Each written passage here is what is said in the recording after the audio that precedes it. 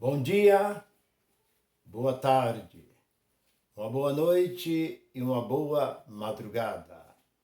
Graça e paz para todos vocês, meus irmãos, de todo esse meu querido Brasil.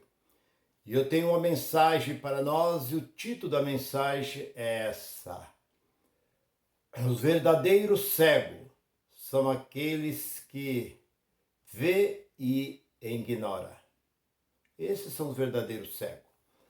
E eu quero, neste momento, agradecer pelos que têm mandado seus comentários. Estou muito feliz por você, meus irmãos, de todo este meu querido Brasil. O meu irmão lá do Pernambuco, o meu irmão lá do Maranhão, o meu xará, meu irmão Macir, que teve a mesma profissão que eu tive, caminhoneiro, motorista de ônibus, foi pastor por muito tempo e hoje nós estamos juntos, meu querido irmão. Meu irmão lá de Campinas, um abraço para você, meu irmão de Campinas, cidade maravilhosa, cidade linda. Aí, a 13 de maio, Avenida Campos Sales, Autoescola Campinas, na Doutor Quirino, onde eu revalidei uma vez uma carta de motorista. Eu conheço Campinas desde os tempos que nem rodoviária não existia em Campinas. Eu era ainda adolescente, eu tinha umas primas que moravam em Campinas, eu estava sempre na cidade de Campinas. Hoje eu vejo Campinas como a terceira maior cidade do estado de São Paulo. E vai o meu abraço para todos vocês aí de Campinas, meu irmão lá de Itajubá, meu irmão lá de Arara, o meu irmão que também lá de Dracena, vai o meu abraço para o meu irmão de todo, lá de Minas, de Itajubá e de vários lugares do Rio Grande do Sul, de muitos lugares que têm enviado seus comentários. Meu irmão e toda a família de Tupã. Vai o meu abraço para você, meu irmão daí de Tupã. Pouco depois de Marília, depois que passa Marília, logo vem Tupã. Um abraço para vocês. A cidade aonde tinha muita casa de madeira, casa de tábua aí nessa cidade. Então eu conheço muitas cidades por esse nosso Brasil afora. Meu irmão, lá eu falava, né, e lá naquela cidade de Santa Inês, eu falava, né, próximo ali, eu falava Macabal, não é Macabal, é Bacabal. Então, meu irmão de Bacabal, um abraço. Enfim, um abraço para todos vocês. E a mensagem é essa, pela qual eu já disse o título. E por que eu vou dizer isto? Porque eu tenho recebido muitos comentários. E no meio desses comentários tem alguns comentários maldosos, que as pessoas entram, são pessoas que não faz parte da mensagem, aliás, não faz parte da graça. Se a pessoa não faz parte da graça, ela não conhece, ela está cega, ela acha que o que ela está fazendo está certo.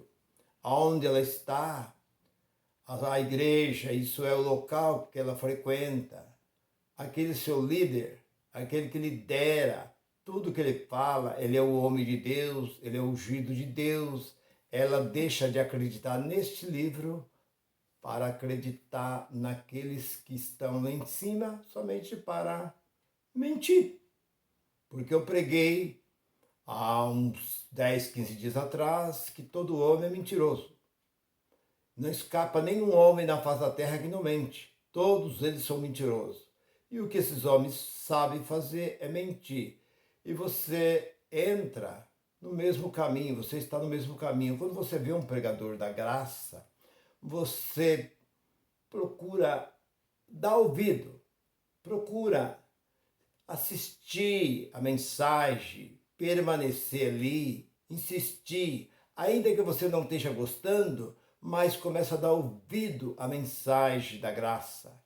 Você começa a ver que Deus começa a trabalhar, porque os pregadores da graça, você que é do sistema, levanta a mão ao céu e dê graças a Deus por Deus ter levantado esses pregadores da graça para te tirar de dentro dessas mentiras, dessas arapucas, dessas gaiolas, desses local aonde só quer o seu dinheiro. Ou você acha que eles querem alguma coisa com você? Eles querem o seu dinheiro, dizendo que você vai para uma cidade no céu, onde tem rua de ouro, mar de cristal, as casas são de diamante, então tudo isso é mentira. Morrendo a pessoa, ela vai para a terra e a terra se desfaz, vira terra, acabou. Morrendo a pessoa, ela acaba. A Bíblia diz que morrendo o homem, ele deixa de existir.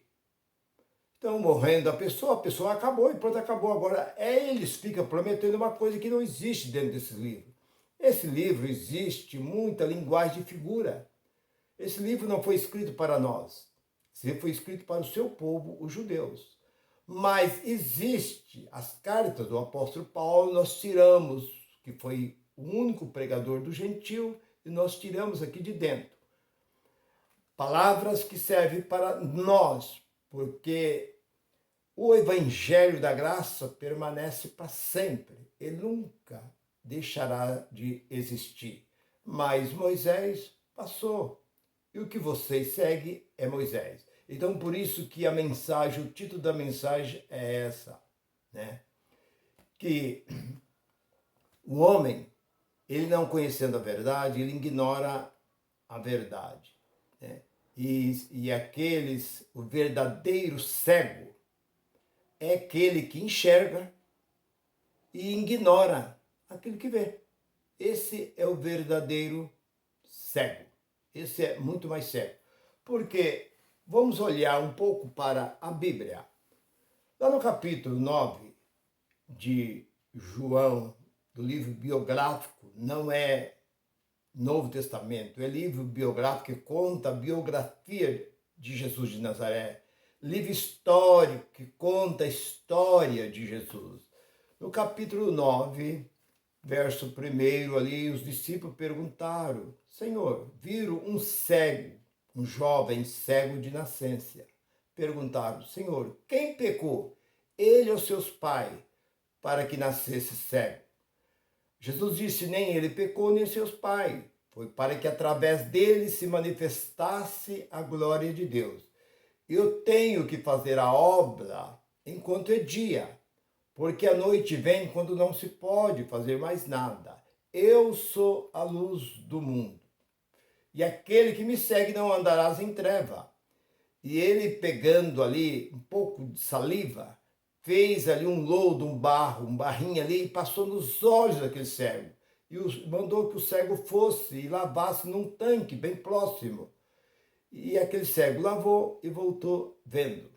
E o povo vendo aquilo, o povo se espantaram, se admiraram e começaram: não é ele, não é. É ele, não é ele, não é, não é, não é, parece com ele, eu acho que não, e tal. E ele ouvindo aquilo, ele disse: sou eu mesmo. Ah, mas como? É você? É. Mas você estava todo dia, sempre nós... Sim, mas agora eu vejo. Mas como você está vendo? É um homem, fez uma saliva, colocou nos meus olhos, um homem chamado Jesus. E eu lavei e estou vendo. Não, isso não está certo. Vamos falar com os religiosos, que eram os fariseus daquele tempo, a seita poderosa, forte. Achava que eles eram homens mais santos, mais puros, e foram falar com ele. Eles vieram e disseram assim: quem te fez isso? Você era cego? Assim, sim. E quem foi que fez isso? Como você agora está vendo? Ele falou assim: olha, um homem chamado Jesus fez um lodo, colocou nos meus olhos e eu estou vendo. Esse homem não é de Deus. Esse homem está fazendo isso dia de sábado. Ele disse: se esse homem é de Deus, ou ele está fazendo isso dia de sábado, não importa. Importa que eu era cego e agora eu vejo. E eles ficaram indignados, foram falar com seu pai. E seu pai disse assim: Sabemos que é nosso filho e que nasceu cego. Agora, se ele está vendo, nós não sabemos. Pergunta a ele, que ele tem idade, e responde por ele mesmo. Por que seus pais disseram isso? Porque temia que fosse expulso da sinagoga, fosse expulso do templo. Não podia mais fazer parte ao que hoje existe no meio deste povo, muita gente que tem medo de perder sua posição. Eu estou próximo a ser um presbítero, um evangelista, ser um pastor, vou assumir um posto aí de pastor, eu não posso contrariar, eu estou vendo aqui muita coisa errada aqui dentro, porque erro é um em cima do outro. Mas para começar, até a placa que está na frente já é mentira. Igreja já começou pela mentira, porque não é igreja, é um salão. Igreja é vida. Igreja evangélica é outra mentira. Porque evangelho significa boas novas, boas notícias. Que notícias boas tem lá dentro? Evangélica, assembleia. O que é uma assembleia? É uma reunião. Uma reunião, um ajuntamento de pessoas. Então, já se do lado de fora já estamos vendo o erro, imagina o que se passa lá dentro. Então, irmão, aquele homem, pai daquele ex-cego, era um covarde. Era um covarde, como dentro da Bíblia nós encontramos vários homens com títulos elevados. Seus nomes estão aqui nas páginas deste livro, mas são covardes. Pedro foi um covarde. Pedro negou, além de falar, ainda que for para me morrer, eu estarei junto, mas não esteve. Ele negou, não conheço. Na terceira vez ele jurou que nem sabia quem era aquele homem, que é um covarde. Quem é outro covarde, que é muito falado na Bíblia? Davi. Davi se acovardou por 2 vezes. Deus colocou Saul nas mãos dele por 2 vezes e ele se acovardou. Mas, irmão Nilson, Saul... Não! Saul já estava esquecido por Deus. Deus já tinha riscado o seu nome, já tinha apagado. Saul já não fazia mais parte nenhuma no reino de Deus. É como uma pessoa ter um empregado, ele dispensa aquele empregado não faz mais parte. Saul não fazia mais parte do ministério de Deus. Chegou a ponto de Deus dizer para Samuel, no capítulo 16, versículo 1 e 2, até quando, Samuel, você vai ter pena, dó de Saul, se eu, o Senhor, já rejeitei este homem? Não quero mais este homem. Ele só fazia o que era mal aos olhos de Deus. É só em desobediência. Tudo que ele fazia perante Deus era só coisas má perante Deus. Em outras palavras, você, Samuel, está querendo ser melhor do que eu? Eu, Senhor Deus, já rejeitei. Então ele não tinha mais unção. Ele não tinha mais nada. Ele estava, como se diz, Deus reprovou. Na verdade, ele foi ungido por Samuel. Mas ali Deus já tinha riscado, Deus tinha tirado ele fora, ele não era mais nada. Quem era rei era Davi. Mas Davi se acovardou por 2 vezes. Ele procurava tirar a vida de Davi. E Davi por 2 vezes teve a chance de tirar a vida de Saul. Mas ele se acovardou dizendo, quem sou eu para tocar no ungido do Senhor? Mas quem é o ungido do Senhor? Como ele era o ungido do Senhor? Se Deus disse que já tinha rejeitado ele. Ele era rejeitado por Deus, então ele não tinha mais unção nenhuma, não tinha mais nada. E Deus o entregou por 2 vezes. Davi ia matar ele, estava dormindo com a sua própria lança, Davi podia sair. Mas Davi se acovardou por 2 vezes, nós vemos a covardia de Davi. Davi foi covarde porque Deus o entregou por 2 vezes. Você meditar, você olhar, você vê que Davi, ele fugia de Saul, Deus viu. E Deus então falou assim, vou entregar este homem nas suas mãos. Porque hoje é você, Davi, é rei sobre Israel. Então ele era rei. Não tinha nada sobre ele porque ele era rei. E Deus o entregou, mas ele se acovardou. Então nós vemos muitos covardes dentro desse livro. Se dentro desse livro existem muitos homens covardes, imagina o que nós encontramos dentro dos lugares chamados santuários de Deus, igreja de Deus, aí milhares e milhares e milhares e milhares espalhados por todo este nosso Brasil. O que nós vemos ali dentro são um verdadeiro lixo. Ali não tem nada de Deus. Mas voltando para o que eu estou dizendo. E aqueles homens perguntaram para o pai, pergunta a ele, porque ele tem idade, responde a ele, porque era um covarde. E eles vieram novamente. Mas como você foi curado? Quem te fez isso? Como foi que ele te fez?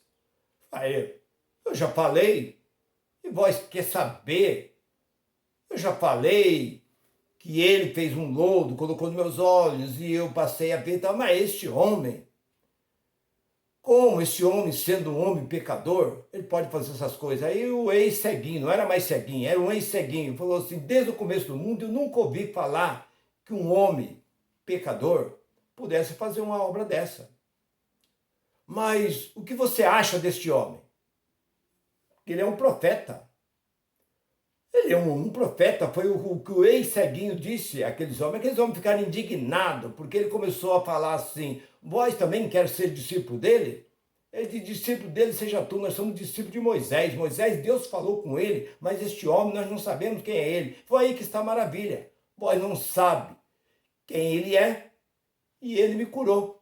E eles ficaram indignados e expulsaram aquele jovem do templo, isso é, expulsado da onde Deus não estava, porque Deus nunca habitou em templo feito por mão de homem. Atos 17 e 24. E Jesus disse que cego, se um cego guiar outro cego, ambos cairão no buraco. Mas eu acredito que se aqueles fariseus fosse guiado por um outro, estivesse andando e visse um buraco, eles não iam cair lá dentro porque eles enxergavam muito bem. Mas a cegueira, a ignorância. Por isso, o verdadeiro cego é aquele que vê e ignora. Ele estava vendo que aquele jovem estava curado, mas negava, não aceitava. Então, voltando para o que eu quero dizer nos dias de hoje. Muito dessas pessoas que estão dentro desses movimentos, porque a Bíblia chama isso de movimento, Atos capítulo 5, versículo 36 e 38, isso é chamado de movimento. Na Bíblia não chama esses lugares, Assembleia de Deus, Deus é amor, mundial, aí quadrangular, batista, enfim, chama de igreja. A Bíblia chama de movimento. Atos 5, 36 e 38, você vai encontrar que a palavra ali dentro é movimento, porque a igreja é vida. Jesus veio fundar. Jesus foi o único que fundou, derramou, deu a vida pela sua igreja. A sua igreja é vida. A sua igreja não é parede. Entenda isso, meu irmão. Mas existem umas pessoas que estão cegos dentro desse local. E muitas vezes entra aí com seus ataques, atacando os mensageiros da graça, falando aí que não conhecendo, você não conhece a Bíblia, você está lendo a Bíblia errada, você precisava ler mais a Bíblia, você vai ser condenado, você vai para o inferno, você vai entrar no juízo de Deus, você está mentindo, você é um desigrejado, e tantas coisas, pouco importa. O que vocês falam pouco importa. Eu agradeço muito ao meu Deus em primeiro lugar. Em segundo lugar, você, meu irmão, minha irmã, que tem inscrevido no meu canal. Tem ali deixado seus inscritos, tem me acompanhado. Isso me deixa muito feliz, muito contente. É isso que me dá ânimo para mim prosseguir. Porque quando Moisés foi levantado por Deus, ele tinha muita gente que se levantou contra ele. Muitos daqueles que saiu do Egito com ele, muitas vezes pegaram pedra para apedrejar ele e Arão.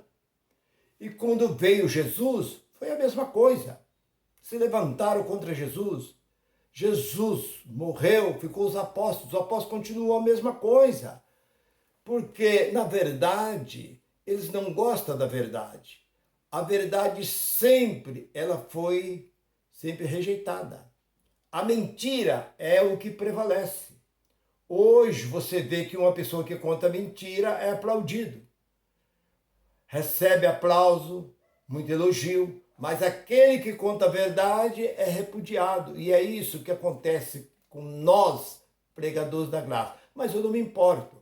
Você pensa que eu vou usar algumas palavras de maldição, eu vou xingar, eu vou ficar revoltado com você? Não. Eu tenho dó dessas pessoas que são escravos de religião, que são escravos desses movimentos, que tira o seu dinheiro trabalhado, suado e entrega ali dentro.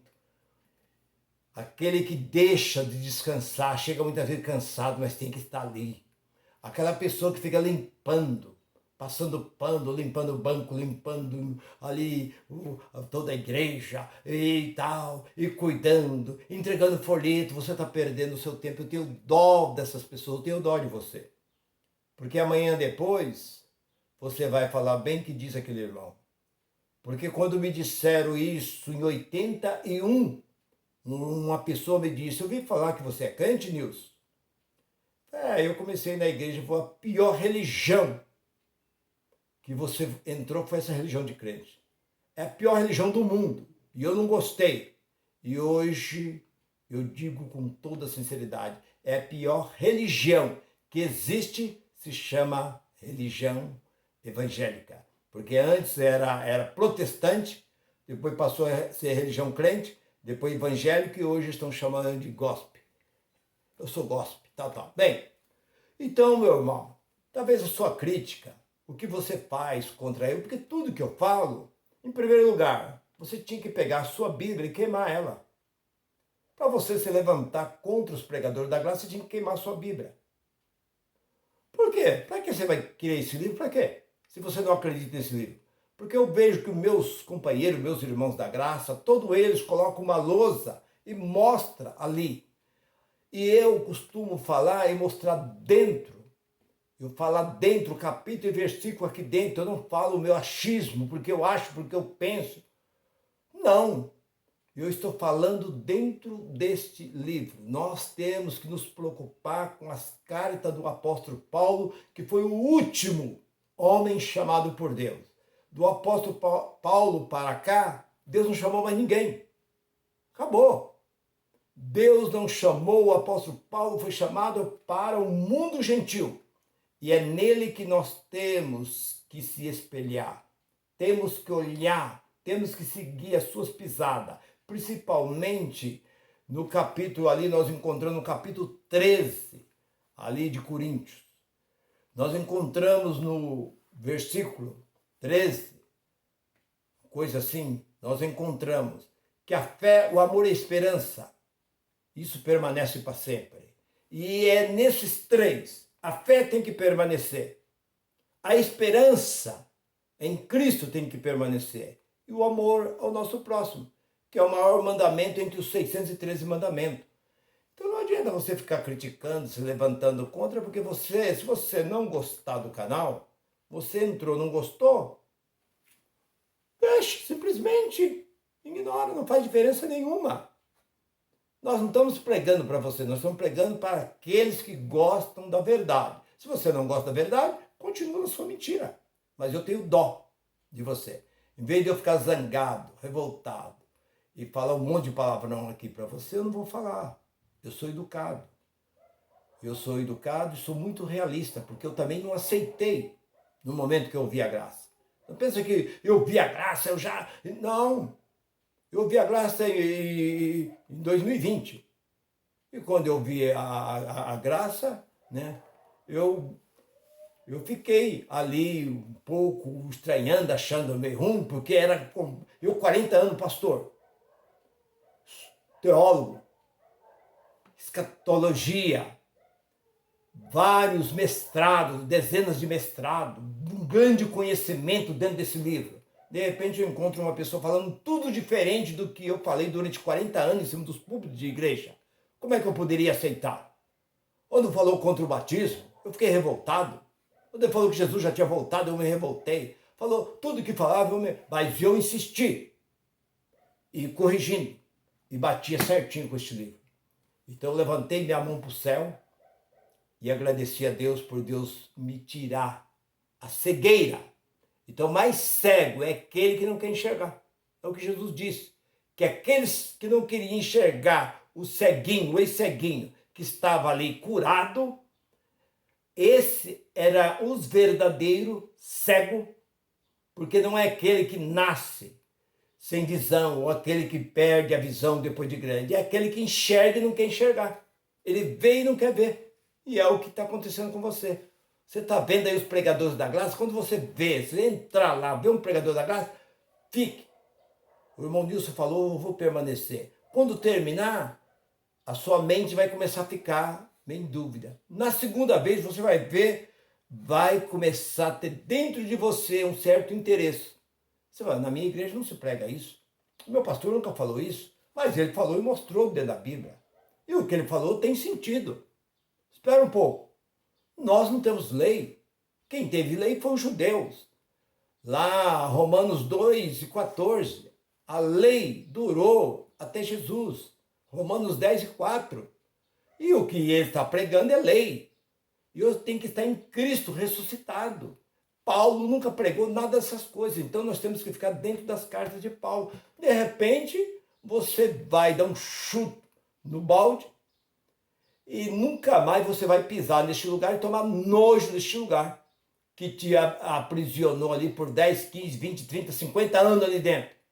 Você vai ter nojo deste lugar e começar a valorizar os pregadores da graça. Meu irmão e minha irmã, que você que é da graça, que você não é da graça, não fique zangado, mas olhe para esses pregadores da graça, porque eles são os verdadeiros pregadores de Deus. Se você gostou da mensagem, curte. Graça e paz para todo. Bye, bye.